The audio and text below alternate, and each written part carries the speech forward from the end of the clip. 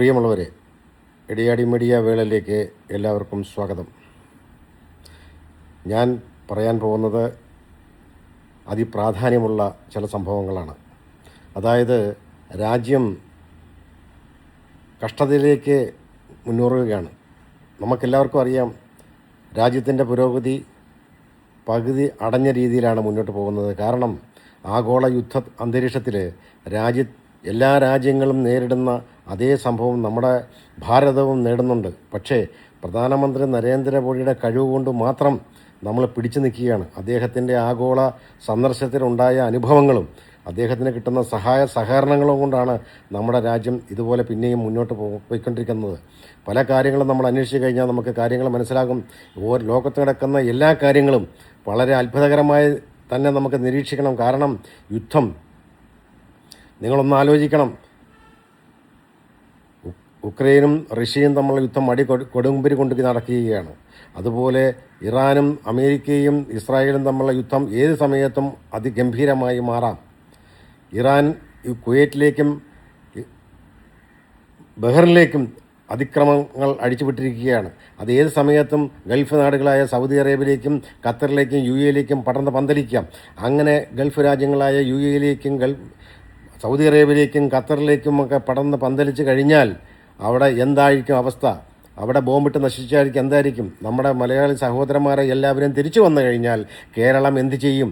ഇവിടെ ആ ഒരു കാര്യത്തെപ്പറ്റി ഒരാളും ചിന്തിക്കുന്നില്ല. ഇവിടുത്തെ മീഡിയ ടോട്ടലി ബയസ്ഡാണ്. അവർ പറയുന്നത് കോക്രോച്ച് പാർട്ടിയും മറ്റേ പാർട്ടിയും ഈ പാർട്ടിയെ പറ്റിയുള്ള കാര്യങ്ങളാണ് ഇവിടെ പറഞ്ഞുകൊണ്ടിരിക്കുന്നത്. അവിടെ വേറൊരു കാര്യത്താണെങ്കിലും മുസ്ലിം ജിമ്മ്, ഇതൊക്കെ എന്താണ് നടക്കുന്നത് നമ്മുടെ നാട്ടിൽ? നമ്മുടെ നാട്ടിൽ നിന്ന് കേരളം വർഗീയതയിലേക്ക് അകപ്പെട്ടു പോയോ? ഇത് കേൾക്കുന്ന ഒരു പൗരൻ നിലയ്ക്ക് എനിക്ക് ദേഷ്യം വരുന്നുണ്ട്. നമുക്കിത് സഹിക്കാൻ പറ്റുന്നില്ല.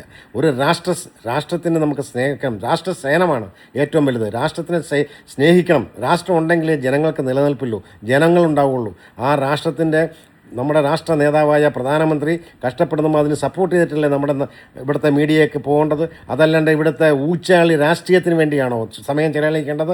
അതല്ലാതെ രാഷ്ട്രത്തിനെതിരായിട്ട് നിൽക്കുന്ന കോക്രോച്ച് പാർട്ടിക്ക് വേണ്ടിയാണ് നിലനിൽക്കുന്നത്? ഇവിടെ എന്തെങ്കിലും ചെറിയ കാര്യം വന്നു കഴിഞ്ഞാൽ ഉടനെ അതിനെ എടുത്തിട്ട് അലക്കുക. ഇതാണ് ചെയ്യുന്നത്. വളരെ മോശം. ജനങ്ങളായ നമ്മളൊക്കെ ഇത് കണ്ടുകൊണ്ടിരിക്കുകയല്ലേ. ഇത് കാണുന്നവരെല്ലാവരും ഒന്ന് പ്രതികരിച്ച് നിങ്ങൾ പറയുക, രാഷ്ട്രമാണോ വേണ്ടത് അതോ രാഷ്ട്രീയമാണോ വേണ്ടതെന്നുള്ളത്. വളരെ മോശം. ഇവിടെ ഓരോ ദിവസവും നമ്മൾ പത്രം തുറന്നു കഴിഞ്ഞാൽ ഇവിടെ വർഗീയത അല്ലാണ്ട് വേറെ ഒന്നുമില്ല.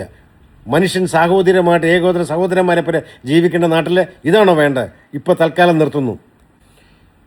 ഇന്ത്യ മഹാരാജ്യം ലോകത്തിലെ ഏറ്റവും വലിയ ജനാധിപത്യ രാജ്യമാണ്. അതെല്ലാവരും ഓർക്കണം. എല്ലാ മീഡിയയും ഓർക്കണം. നമ്മൾ യൂറോപ്പ് എടുത്തു വയ്ക്കുക, ക്രിസ്ത്യൻ കോട്ടയല്ലേ? യൂറോപ്പ് എന്ന് പറഞ്ഞാൽ ക്രിസ്ത്യാനികളുടെയാണ്, ഗൾഫ് എന്ന് പറഞ്ഞാൽ മുസ്ലിങ്ങളുടെയാണ്. ഇന്ത്യ എന്ന് പറഞ്ഞാൽ വേറിട്ട് നിൽക്കുന്ന ഒരു രാജ്യമാണ്. ഇവിടെ ഹിന്ദുവോ മുസ്ലിമോ ക്രിസ്ത്യാനിയോ എല്ലാം ഒരുപോലെ വസിക്കുന്ന ഒരു രാജ്യമാണ്. അവിടെ ചില ചില്ലറ കാര്യങ്ങളൊക്കെ ഉണ്ടാകും. ഇത് ഊതിപ്പിരിപ്പിച്ച് തമ്മിലടിപ്പിക്കുന്ന ഒരു ബൈസിങ് സമ്പ്രദായം നമ്മുടെ മീഡിയ എത്രയും പെട്ടെന്ന് മാറ്റണം. രാഷ്ട്രത്തിന് വേണ്ടി നിലനിൽക്കണം. നല്ല നല്ല കാര്യങ്ങൾക്ക് വേണ്ടി നിലനിൽക്കണം.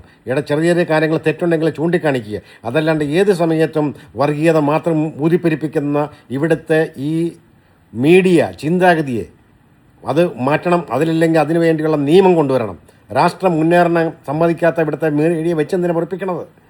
യൂറോപ്പിലും അമേരിക്കയിലും ഒക്കെ അവർക്ക് അവരുടേതായ ഒരു ജാതി വ്യവസ്ഥയുണ്ട്. ഗൾഫിലാണെങ്കിൽ അവർക്ക് അവരുടേതായ ജാതി വ്യവസ്ഥയുണ്ട്. ഭാരതത്തിലാണെങ്കിൽ 3 ജാതികൾ തമ്മിൽ ഇവിടെ അടിയാണ്. ഏത് പത്രം എടുത്തു കഴിഞ്ഞാലും ക്രിസ്ത്യാനി, ഹിന്ദു, മുസ്ലിം, എന്തെടുത്താലും ക്രിസ്ത്യാനി, ഹിന്ദു, മുസ്ലിം. മടുത്തു. ഇത് കണ്ട് മടുത്തിരിക്കുകയാണ്. രാഷ്ട്രം പുരോഗമിക്കണ്ടേ? നമുക്കും അമേരിക്കക്കാരെയും യൂറോപ്യൻകാരുടെ പോലെ നമുക്കും ജീവിക്കണ്ടേ? നമ്മുടെ മക്കളൊക്കെ ഇവിടുന്ന് അങ്ങോട്ട് പോയി ചേക്കറുകയല്ലേ? എന്തുകൊണ്ടാണ് അവർ ചേക്കുന്നത്? പറവുകളെപ്പോലെ 10ാം ക്ലാസ് കഴിഞ്ഞാൽ പറന്നു പോകുന്നത് എന്തുകൊണ്ടാണ്? ഇവിടുത്തെ വർഗീയതയാണ്. ഈ വർഗീയത ഇവിടുന്ന് മാറണം. ഈ വർഗീയത ഇവിടുന്ന് മാറുന്നു, അന്ന് ഈ രാജ്യം രക്ഷപ്പെടുകയുള്ളൂ. അതിന് ഏറ്റവും ചുക്കാൻ പിടിക്കേണ്ട ഇവിടുത്തെ മീഡിയയാണ്. മീഡിയ നന്നാകണം. ജനങ്ങളെ തെറ്റിദ്ധരിപ്പിച്ചുകൊണ്ടിരിക്കുകയാണ്. കാരണം ഇവിടെ അക്ഷരാഭ്യാസം ഉണ്ടെന്ന് പറഞ്ഞാലും ഒരു വിഭാഗം ആൾക്കാർക്ക് ഈ മീഡിയ പറയുന്നത് വളരെ വിശ്വാസമാണ്. അതിനെ കണ്ട് ഈ അന്നദാനം കഴിക്കുന്ന പോലെയാണ് മീഡിയ കണ്ട് അവർ ചിന്തിക്കുന്നത്. അതുകൊണ്ട് ആ മീഡിയ ഒന്നും കൂടെ കറക്റ്റായിട്ട് ജനങ്ങളിലേക്ക് ഇറങ്ങിച്ചെല്ലണം. ജനങ്ങളെ ബോധവൽക്കരിക്കണം. അല്ലെങ്കിൽ ജനങ്ങൾ തെറ്റിദ്ധരിക്കും, രാഷ്ട്രത്തിനെതിരായിട്ട് അവർ തിരിയും. അങ്ങനെ ഇവിടെ രാഷ്ട്രീയം അതിൻ്റെ അതിപ്രസരമാണ് ഇവിടെ കാണുന്നത്. ഈ രാഷ്ട്രീയത്തിൻ്റെ അതിപ്രസരം ഒരു രാഷ്ട്രത്തിന് ഭൂഷണമല്ല. അതെല്ലാവരും മനസ്സിലാക്കണം. ഇവിടെ എത്രയോ മഹാത്മാഗാന്ധി ജീവിച്ചു പോയ രാജ്യമാണ് നമ്മുടെ ഭാരതം. എന്ത് സംസ്കാരത്തിൻ്റെ രാജ്യമാണ് നമ്മുടെ ഭാരതം. പക്ഷേ ഈ മീഡിയ ഏതാണ്ട് കൊലക്കയറ് കൊടുക്കുന്ന പോലെയാണ് മീഡിയയുടെ ബൈസിങ്. വളരെ മോശമാണ് ഇവിടുത്തെ മീഡിയ. വർഗീയത പറഞ്ഞടിപ്പിച്ചേപ്പിച്ച് അവരെ റേറ്റിംഗ് കയറ്റാൻ വേണ്ടിയാണ് ഈ മീഡിയ നോക്കുന്നത്. സാഹോദര്യമില്ല ഇവിടെ. ഏകോദര സഹോദരന്മാരെ പോലെ ജീവിക്കേണ്ട ഭാരതമെന്ന ഏറ്റവും സംസ്കാര സമ്പന്നമായ ഏറ്റവും ജനസംഖ്യയുള്ള നമ്മുടെ ഭാരതം ലോകത്തിൻ്റെ നെറുകയിലേക്ക് എത്തേണ്ടതിന് സഹായിക്കാനുള്ള മീഡിയ അടിച്ചമർത്താനാണ് നോക്കുന്നത്. ഇവിടെ ഏതെങ്കിലും പാർട്ടി ഭരിക്കുന്നുണ്ടെങ്കിൽ വർഗീയത പറഞ്ഞിട്ട് അവരെ ചവിട്ടി മെതിക്കുക, എതിരായിട്ട് വന്ന് അവരെ പ്രോത്സാഹിപ്പിക്കുക. ഈ പ്രവണത നിർത്തണം. നിന്നില്ലെങ്കിൽ ജെൻസി എന്ന് പറഞ്ഞ പോലെ ഇതിനെ ഇഷ്ടപ്പെടുന്ന ജനങ്ങൾ റോട്ടിലേക്ക് ഇറങ്ങുന്ന സമയം അതിക്രമിച്ചിരിക്കുന്നു. ജയ് ഹിന്ദ്.